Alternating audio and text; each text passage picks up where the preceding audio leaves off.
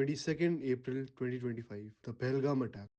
अपने आप बोले ना मुझे वहाँ पर थी क्या बोलते भेलपुरी खा रही थी मेरा पति साइड में था एक इंसान है उसने उसको गोली मार दी अच्छा जल्दी यार तुम मौत की कसम ली 4 days later, on April 26th, the Ministry of Information and Broadcasting issued a crucial notification to the media in which they explicitly told about the premature disclosure of sensitive information may inadvertently assist hostile elements and endanger operational effectiveness and the safety of the personnel. Then, on the 7th of May 2025, Operation Sindoor started. Early in the hours of Wednesday morning, missiles struck. Attack हुआ है नूर Khan base पे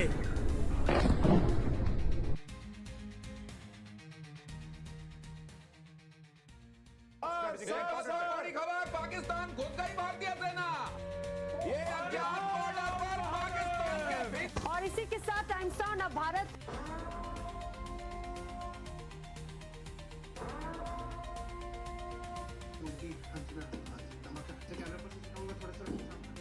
धमाकों की आवाज सुनाई दे रही है यहाँ पर धमाकों की आवाज सुनाई दे रही है काफी लाइट कम कर लीजिए सुनील जी जम्मू एयरपोर्ट से उड़े भारत के फाइटर प्लेन ये बड़ी खबर इस वक्त की हम आपको बता रहे हैं जम्मू एयरपोर्ट से फाइटर प्लेन्स उड़ रहे हैं But when did conflict reporting actually begin?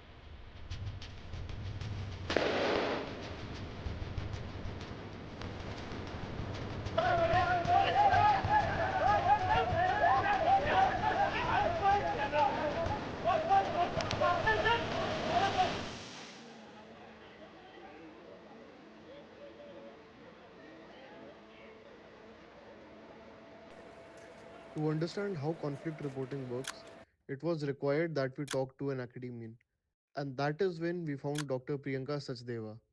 Can you please tell us what does conflict reporting mean? So basically, conflict reporting means that when media is reporting about the events, what is happening in the world, in your country and out in your world. Basically, during the wartime, during there are crisis, generally then we are talking about that conflict.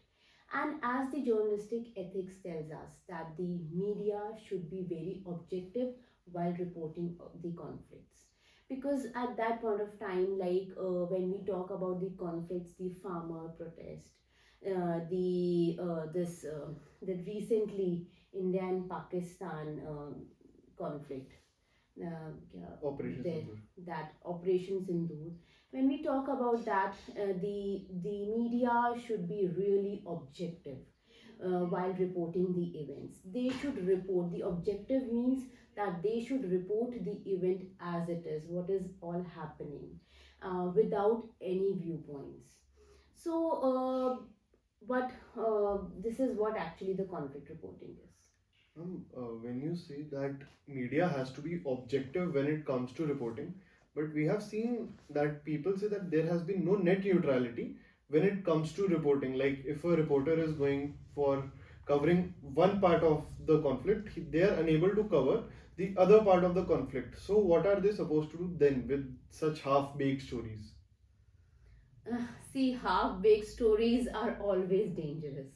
But we as a reporter, as a journalist, the sole responsibility is that they should report both the sides of the events.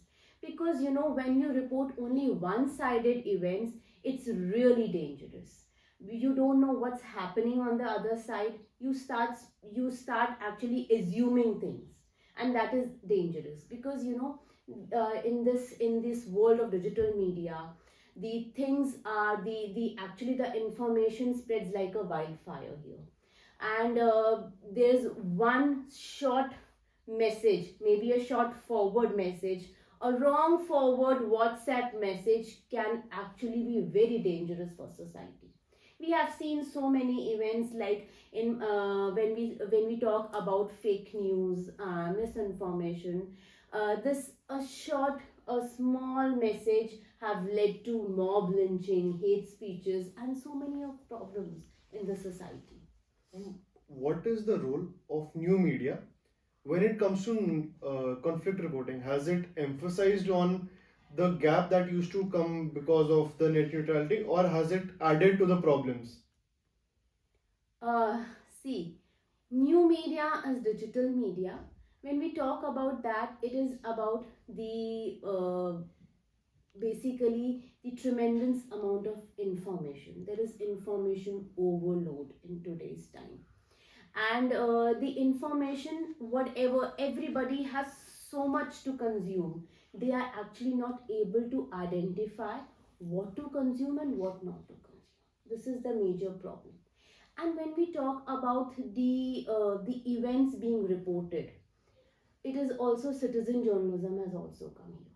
Citizen journalism tells about that the event can be reported by anyone from anywhere. Now here the major problem comes that the whatever is being reported is genuine, the truth, the fact or not, because everybody is portraying their own perspective. Here we need to know that media has some agenda for everyone. They actually put up an agenda for some, in the sense that whenever we see that prime time 9 p.m. show, we always think that 9 p.m. show, whatever is coming, is actually the most important topic of the day. But that is not the truth, because it is all set by the media, by the media houses. And that is what the people should know, that this is not important. You should actually consume the different viewpoints. In new media, the problem is the algorithms. The algorithms are like such, they are such that you are being actually shown a very small part of information what you like. You are actually trapped in an echo chamber. There are filter bubbles, because whatever you like, you are into that bubble. You are not able to consume all the viewpoints. Here we need to actually know that we should know each and every viewpoint, because as you said that there is only one part of the story being shown, because you are liking that the public, the viewer, doesn't know that it is because of your choices. Because when we actually talk about confirmation bias, when we talk about cognitive dissonance, it says this only, that you only are actually filtering out your information. Whatever you like, you accept, and you whatever you don't like, you reject. This is where the problem is. Thinking of problem and the solution, new media has come up with that disinformation, but it has also come up with fact checking sources, right? So, how are fact checking sources variable as a standard variable for the media houses right now? See, media houses are doing their own part. I think it is the audience duty, it is the citizens' duty to actually verify information before sharing it. Because when we are talking about Operation Sindhu, for example, at that point of time we saw TV channels, these social media handles, it felt that they're all shouting. Those loud TV shows were actually telling us that, just listen to us. Whatever we are saying, it's correct. So they actually portray like this, that please, whatever we are showing is absolutely correct. The audience actually, because when we talk about wartime, in our media theories, we have one Newcomb model. So what it says, it is about the war model. It is in a very triangular form, where A, B, and X. So A is the audience, B is the media, and X is the war, the conflict. What is happening here? So here the media and the government are actually, they are interacting among themselves about the conflict. Here they are dependent upon the media for the information. We should know, when there was coronavirus, when there were crisis, then also everybody was hooked to media, because they had no other source of information. They just knew that whatever media is showing, it's correct. Now, when the media, here the responsibility of the media is important. If that media is not showing what is truth, then the public is misled.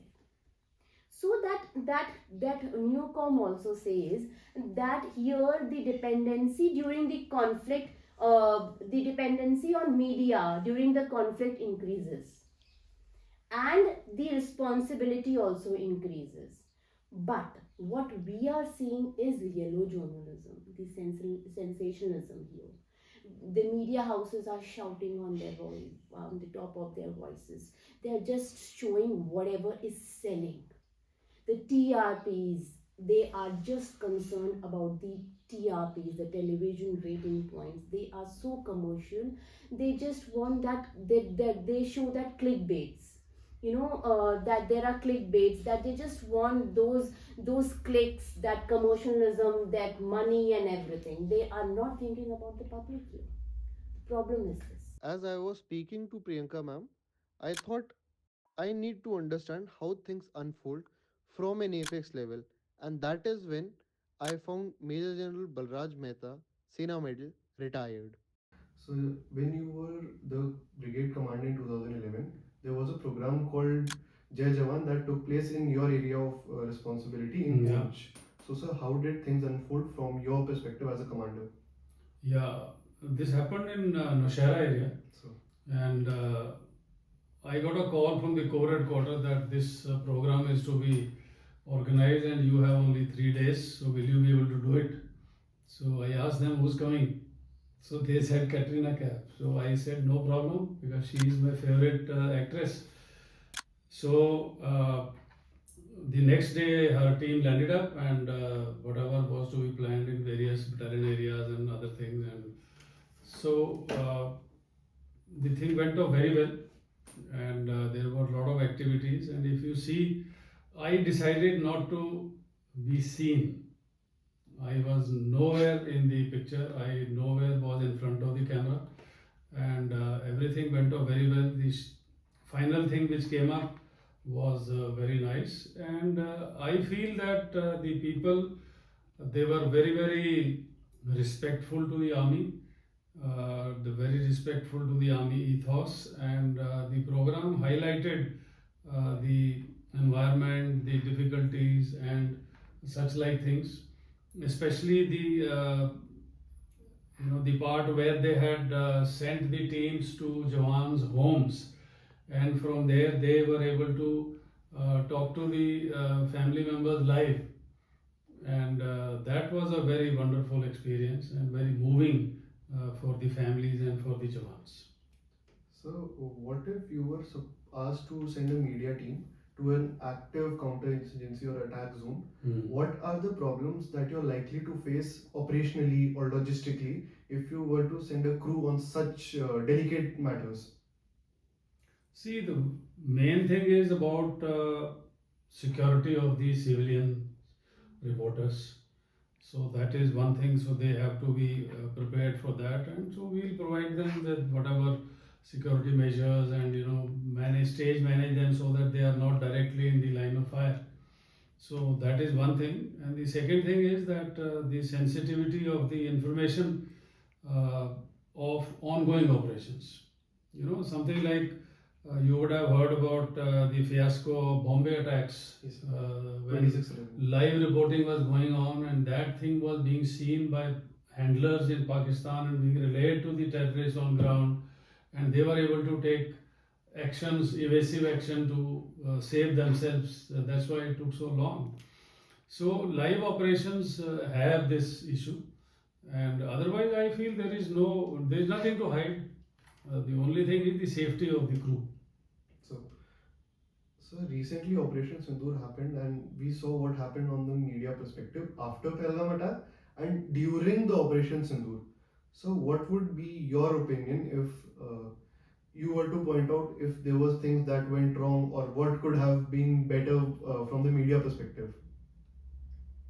See, one thing is that I feel from the organization side, we should have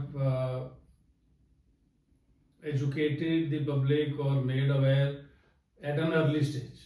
I think the detailed briefings they started after a lag, and there was a lot of speculation and worry or kind of an uncertainty. And thereafter, I think it was done very well, and the briefings could have been more in detail. And the other thing is that we have not been able to counter the claims of our losses. But then it was very nicely covered by the CDS that you cannot possibly be talking about your own losses and weaknesses, because it lowers the morale. It helps the other person build up their own narrative. So losses are there, and then you learn lessons, and then you carry on. So I think overall it has been one of the best media coverage, and could have been better. When you have to send a media team into active encounters, like every active actionable site, so what are the precautions? Like, you have been a young officer in the CI operation when Valley was so hot, and even as a management leader, what are the key takeaways when you have to send in a media team to cover such incidents that are developing or emerging? See, basically there is an organization of PRO, the public relation officer in every place, operational area. We have PROs, and they deal with the media. The media team's coordination is done through them, and all the precautions are taken for their safety, and they are given all briefings beforehand how to conduct themselves, and then they are taken along with the guide or representative of the army formation, and the PRO invariably accompanies them. So I just want to bring out here the close relationship between the PRO and the media personnel. When I was as a young major in CI operations, there was, if you recollect, there was an attack on the office of Srinagar PRO. Yes, sir. In November 1999, and there was a PRO that time, Major Purushottam. He was the PRO that time. He was a close friend of mine, and that time there were a lot of media people inside that PRO office. So in that they jumped the wall or crashed the gate and came inside. And Major Purushottam, he hid the media people in the washroom and saved them. But in the meanwhile, he himself was fired at and killed. So the point is that at the cost of risk to themselves, the army will always look after the media. And the only thing is that media has to be unbiased. Media has to not resort to kind of cheap thrills reporting, and mutually respected, the narrative has to come out. It is very important for the public, and it is very important for the nation. It is very important for the morale of the troops that the correct picture is put out. So, speaking of cheap thrills in such emerging operations, what would you say about the current conditions that were going on in the newsrooms of such big line, such being media house when the Operation Sindoor was still emerging. I would not say even concluded, or they didn't even wait for the official statement to be put out. That lapse in between the statements. What would you comment about their mimics of what they were doing there? I think it is all, publicity stunt. It is all the likes and, ratings and things like that, which is motivating them. It has reduced the level of media coverage. It is a shouting match which keeps on taking place every evening, and because of that, I think the serious people, the intellectuals, and the grown-ups, they have stopped watching the news. It is not a news; it is a bloody racket, and it is a shouting match. It is at times it is a peddling of an agenda, shamelessly, both right and left. So it is. Not dependable. I will not depend on what is being put out in the media, and it is a sad thing because earlier times the newspapers and the media, they were trusted sources of information. People depended on them. Now it is a tamasha. So, if you were to manage media today, so what would be your guidelines? So, as to how to recover, how to go with such sensitive topics which are still emerging or which are still going currently. Like, if tomorrow Operation Sindoor resumes again, what should be the media's takeaway? What should they do? Because there is a difference between media information and information warfare. In and latter of those, in that we are lagging. So what could be the further steps? See, first of all, I think there has to be a lateral induction of uh, mature media people into the services, into the public relation departments, as also the departments, the government, the services, they have to be more proactive to give out more and more of the information of whatever can be safely given. And the media has to, I think, work rather than speculating the future. They have to work on the background, make the people understand the context and how the present situation has come to be, rather than just having false headlines. Now in the social media, you would have seen there is a tendency to throw out very scintillating and exciting headlines which are not true, and at the end of that sentence they put a small question mark and they say कि हमने statement तो नहीं दिया, हमने तो बोला कि शायद ऐसा हो सकता है. So that is cheap tactics, cheap gimmick. So you spoke about lateral entry of media personnel into public relations of organizations. If you were to highlight or bring out any problems with our ADGPI, what would it be? See, I am not qualified as of now to say anything about ADGPI because I was in Army headquarters long time back. I was there in 2000 to 2003. It is about 22 years. So I cannot say anything. There has been a lot of change, a lot of improvement. But looking at the output, more can be done. And I think the experts are there and they will be able to handle it. Now you can see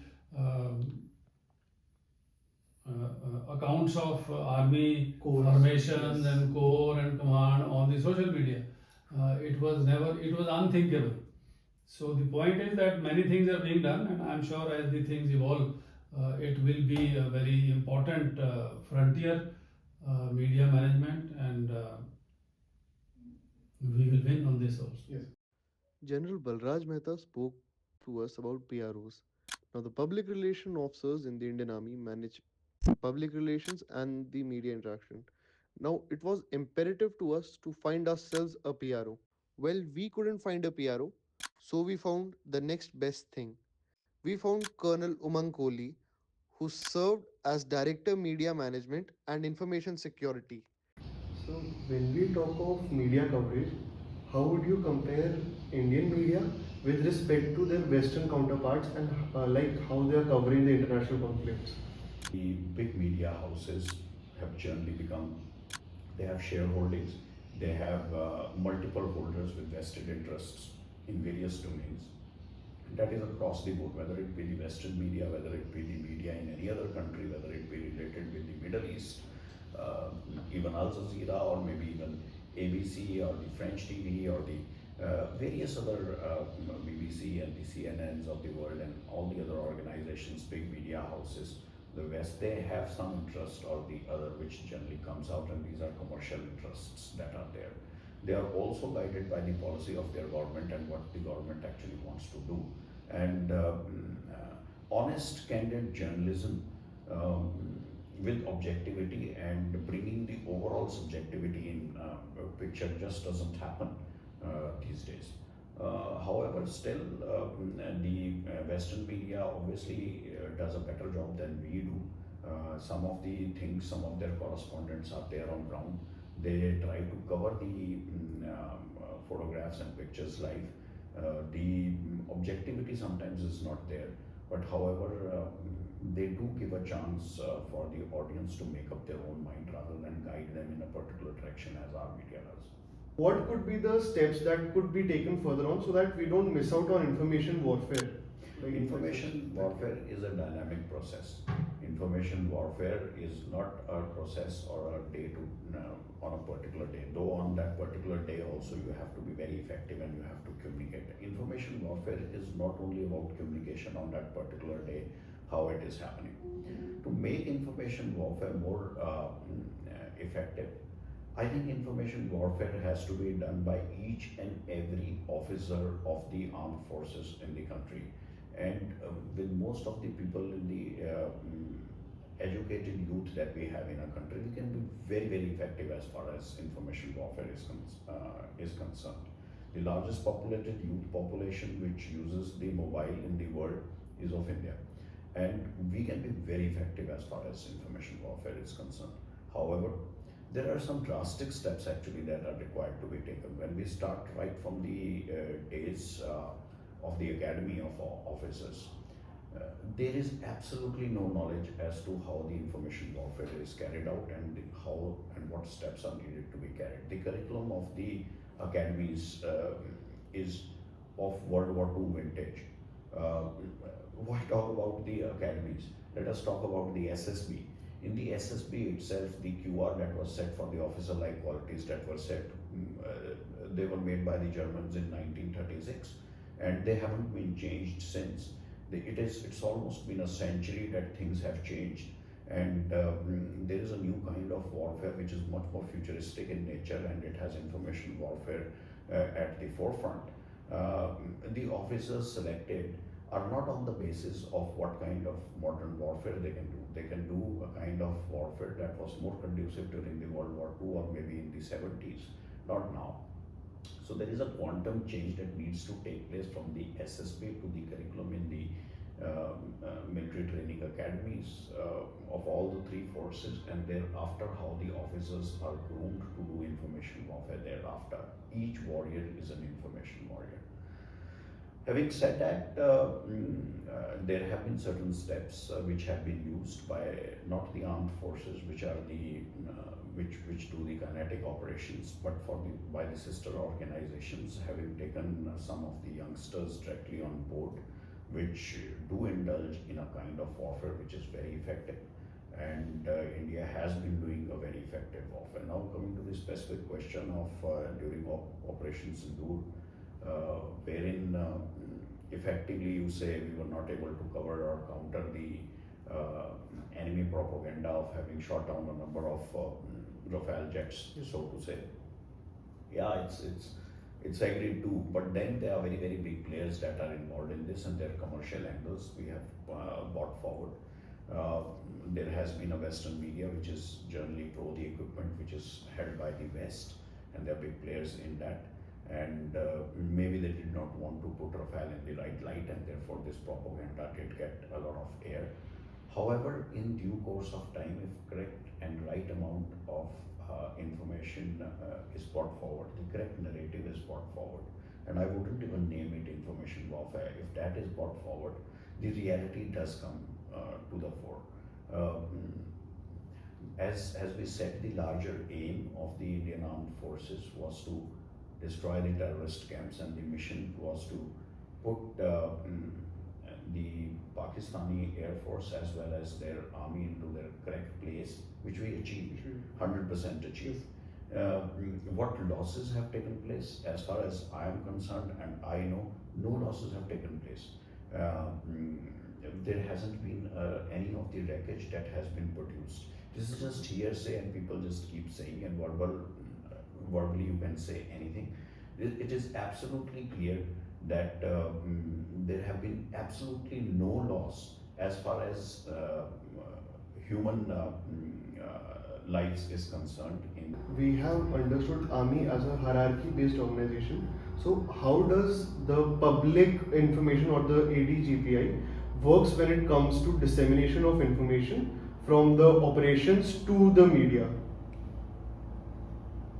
ADGPI is a unique organization that has been created by the Indian Army. It works under the Vice Chief directly, and it has a specific role, mission,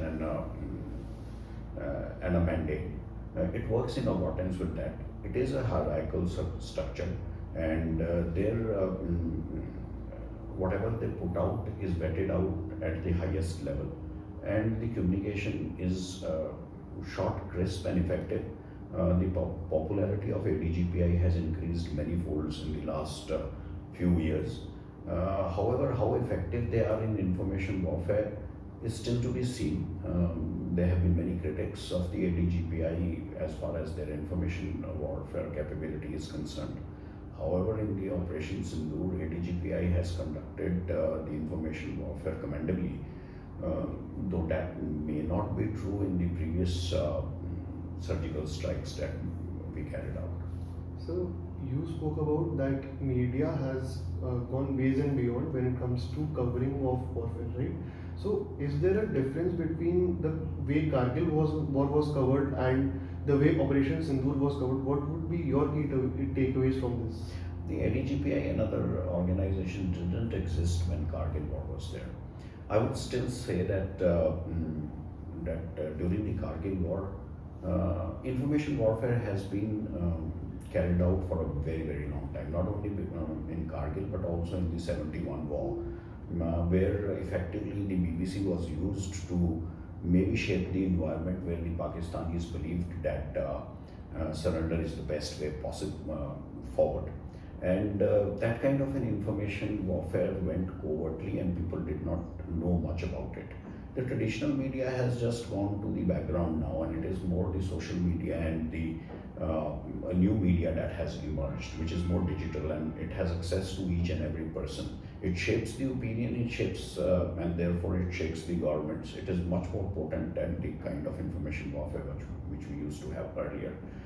During Kargil, there was a lot of information warfare that took place from both the sides. We were very effective in it, thankfully. And there were few journalists who are sometimes, I feel, not correctly accused of, divulging the information to the adversary. They were an effective part of information warfare, and they put the audience and the country at large could know what was actually happening on ground, and the morale of the troops went much higher.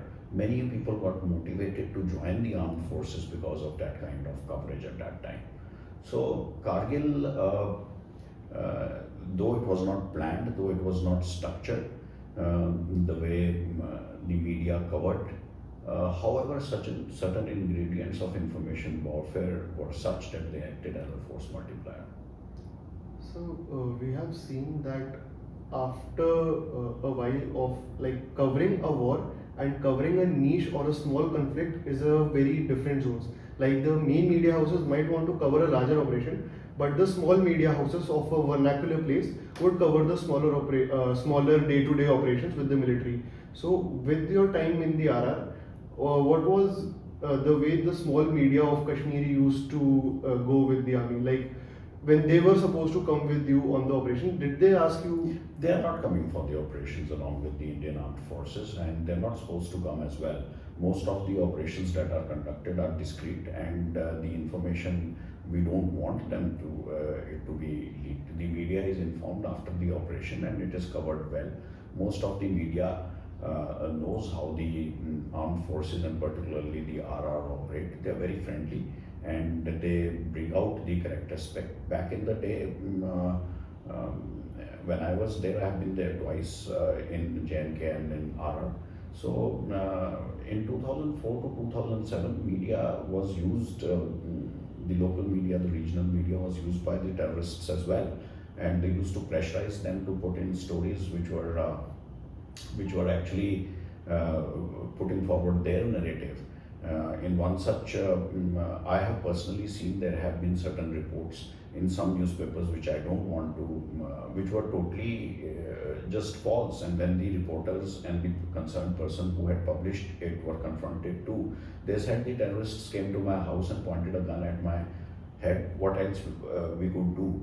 There were certain fake stories as far as human rights violation was concerned. There were certain fake stories as far as custodial deaths was concerned. There were also some fake stories as far as the operations and how they went about were concerned. And prominent regional newspapers at that used to indulge in it. And the terrorists used to effectively pressurize them and use those newspapers to put the armed forces or the security forces in a bad light. So the larger media houses do play a role, but larger media houses of late don't have effective correspondents way there on ground. They want to do all the journalism sitting here in AC offices. And studios are made spick and span and they show as if everything is live, but they have people whose credentials are sometimes not known. And some videos and sometimes some clips just start circulating around, whereas they have been AI generated or not factual on ground. So this is a very tricky situation, and in the long run, maybe some things can be percolated in a way which are not conducive for the correct narrative to come out and for our country. After Colonel Kohli, it was about time that we had somebody from the other side as well, that is the media. While we tried contacting many journalists, only one came forward. That is Mr. Vineet Dikshit. First conflict zone that was ever covered was Kargil in 1999. That actually brought wars into our living rooms. True. After that, it was 2611 that again showed what conflict reporting is. And there has been certain drawbacks that people from the armed forces or even general public have also pointed out. So how far have we come from those drawbacks? See, drawbacks and then the from the 1999 Kargil war to 2611 or to the May 4th of 6th of May this 2025 war, the 4-day war with Pakistan. The time period has shortened. The skills of the forces have sharpened. The picture has changed in not from the conventional point of view. Conventional war is where the armies march in and they conflict happens at a designated point or at places which are far from the cities, maybe inside the cities at times. But these are the times where the digital and the missile age and the air warfare and the space is ruling the roost. So, in the present scenario, what we found, comparing the Kargil war and then the 2025 war with Pakistan, with the conflict with Operation Sindhu, the medium to disseminate information has been standardized to a digital age. For the first time, I must tell you, when you people got to know what was happening in the radio, television, in the print, it was streamlined through the defense, we call it the MOD Media Corps. There is a WhatsApp group which is a very controlled group by the Ministry of Defense. Only an accredited defense correspondent is a part where the information is given, and only 50% of that group is media, but the rest is the defense ministry, and it is a very, very controlled and very responsible. So speed of light is what the electronic waves travel. When anything new happens, it is disseminated through the digital age, through your WhatsApp group, or these days we did that, but there are a number of other things. We meet, they tell us, there's a briefings, the defense ministry officials, they do regular meet. Place where we are standing, we are not far from my daily briefing area, which is the DPR defense. We have to go there almost whenever we require. Yeah, required. We go there in the evenings and we exchange notes with the. See, कहने का in speaking in both the languages, because these days the Hindi is also very emphasized by the MOD, our national language. उसमें यही होता है कि जब आप जाते हैं, उन लोगों से मिलते हैं, डिफेंस मिनिस्ट्री ऑफिशियल से, they make you responsible so that only that kind of information is given which is required to be given, so to say, जो लोगों की समझ में आ सके. और डिफेंस मिनिस्ट्री में इस समय जब ये वॉर हुई थी मई की, वो एक व्हाट्सएप ग्रुप जो हम लोगों ने बनाया है, जो डिफेंस मिनिस्ट्री ने बनाया, उसने बहुत काम किया, बहुत मदद करी. लोगों से बातचीत तो हम लोग करते हैं, but that practically streamlined how responsible the defence reporting should be. इस तरीके से दिखाया गया शायद पहली मर्तबा. और अगर कहीं खुदा न खास्ता ज़रूरत पड़ जाए कि कोई एक्चुअल कॉन्फ्लिक्ट में जाना हो तो जाते हैं, रिपोर्टर्स जाते हैं. वो अलग अलग जोन्स में आर्मी के और बीएसएफ के और पैरामिलिट्री के पीआरओज हैं. We have to coordinate with them. You ask कि क्या होता है. जब जाते हैं तो उनसे आर्मी हम लोगों का मूवमेंट जो होता है वो प्री डिफाइंड होता है कि भाई हम जाएं और उन लोगों से बात करें, so that after all if you are an army officer and you are fighting a war in the front and you are told that there is a small group of media persons who would be, so you will be taking care of them also, making sure no harm is given, but making sure that they share and show what exactly is happening in reality. तो उस समय media को बहुत ध्यान रखना होता है कि हम कोई ऐसी गलत चीज़ ना ट्रांसमिट कर दें जो हमारे दुश्मन को कहीं उसको फ़ायदा हो जाए और हमारी फोर्सेस को नुकसान हो जाए. सबसे बड़ा ये होता है. और अगर आप कहीं दूर दराज अकेले हैं, आपको कोई ऐसी संवेदनशील चीज़ मिल जाती है which is strategically important, you don't share immediately, you have to cross check. And हर चीज़ नहीं मालूम होती. We are not fully aware कि हमें सारा शाश्वत सत्य पता लग जाए, but when we get to know something, we cross check with the MOD people, and they make us believe and make sure that have you got the right thing or the wrong thing, or is there any scope of improvement. They do that. That is their job. That is our job, to make sure that correct information is given.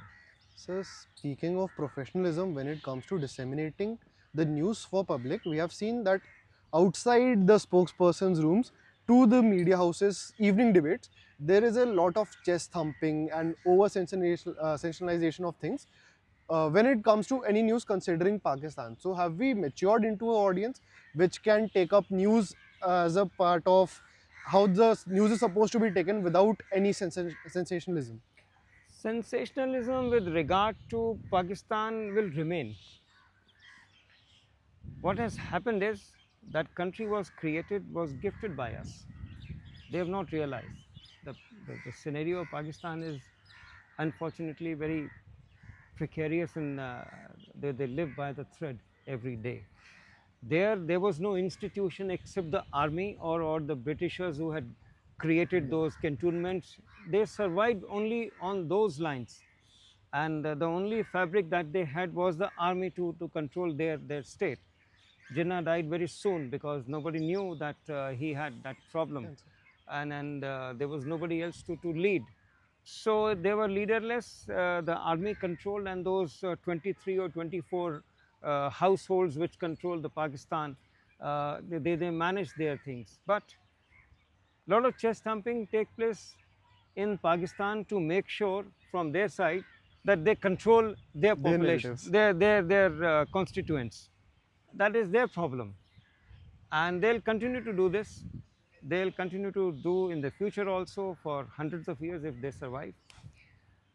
Here, what happens is, though we call it at times melodramatic, but yes, uh, describing or responding to their comments on the media, we do go to an extent, and वो लगता है कभी कभी कि थोड़ा हम लोग ज़्यादा ड्रामा कर रहे हैं, बट वो ज़रूरी भी होता है और वो सही भी होता है. हमारे यहाँ तो हमारी जो ड्रामा की स्क्रिप्ट है वो तो चेक हो जाती है, वहाँ तो चेक भी नहीं होती. वो तो देयर इफ़ यू सी उल जलूल कुछ भी बोलते रहिए, बट यहाँ तो सब चीज़ें फ्री हैं. I remember recently we were having a small gathering in the Ministry of External Affairs where we were exchanging notes, and very senior officer who was overseeing the Pakistan PIA जो जिस wing को कहलाता है, वो लोग हम लोगों को डिस्क्राइब कर रहे थे कि जब आप पाकिस्तान से बाय रोड आते हैं India through Wagah, he had been confronted and communicated this by the foreign media, by the diplomatic corps which resides in Islamabad. They say the moment they cross Pakistan into India, they feel free, and then there's an openness. There's this natural feeling here कि ये एक आज़ाद मुल्क है, यहाँ पे बहुत ज़्यादा लोग अच्छे रहते हैं, एक वातावरण दूसरा है. हम लोग जो रिस्पॉन्ड करते हैं उनके मीडिया क्रिटिक्स को जो लोग करते हैं, तो वो एक हम लोगों का अपना तरीका है, वो तो बिल्कुल मतलब क्या कहें, जो भी कहें तो कम ही होगा. Any concluding messages for the journalists who are aspiring to come into this field, sir?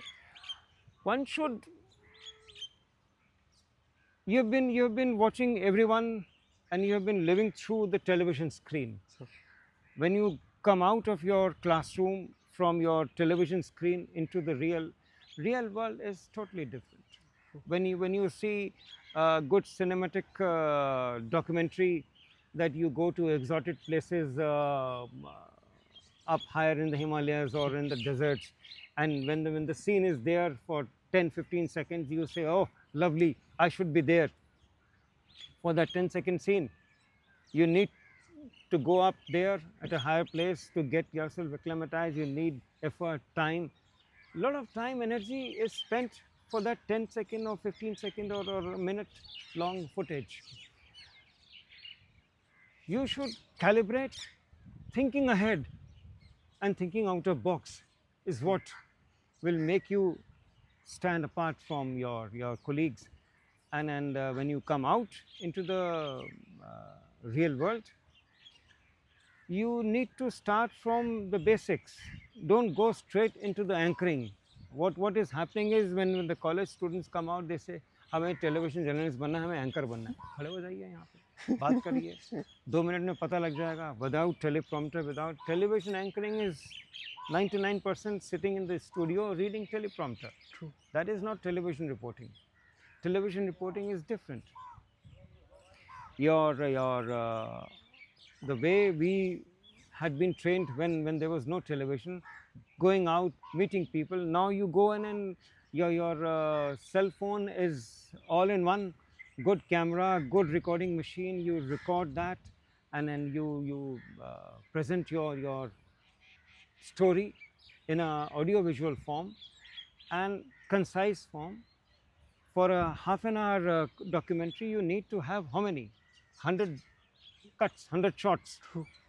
The standard thing. Standard. For a 1 hour documentary, you need 200 shots. So you need to work out those 100, 200 shots, plan it out, and then in the real world, you start from the beginning. Don't put yourself into that. You get glamorized. True. That, oh, this is very good, I should be like that. Oh, the Kargil war, one was reporting from the top of the hill, or somebody was reporting from there, and with a gun and with wearing Helmets and all that. That is all melodramatic. साहब, उसके पीछे क्या होता है, इतनी मेहनत लगती है. You start from the beginning, you learn, and your original content will shine automatically.